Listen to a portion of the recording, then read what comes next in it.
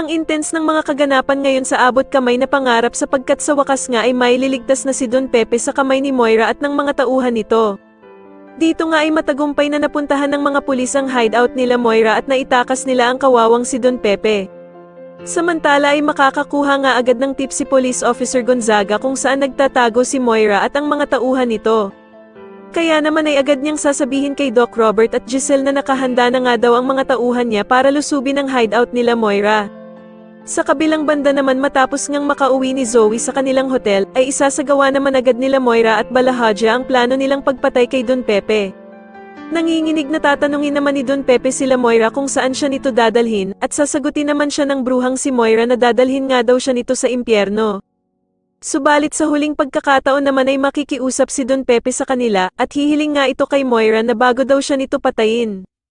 Samantala ay masasagap naman ni Annalyn ang plano ng pulis na si Officer Gonzaga na pupuntahan nito ang location kung saan nandoon ang dumukot sa kanyang lolo Pepe, at dito nga ay sasabihin niya kay Doc Linden na susunod daw siya dito.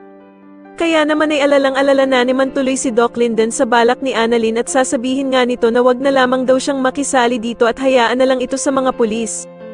Samantala ay hindi naman mapakali itong si Zoe dahil sa gustong-gusto nitong maitakas ang kanyang lolo Pepe.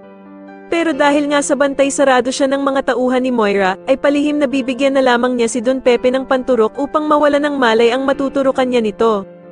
Dahil naman sa kabutihang loob ni Zoe, ay agad na magpapasalamat si Don Pepe at sasabihin nga nito na hindi niya daw dadawit si Zoe at ang ina nitong si Moira sa nangyaring pagdukot sa kanya.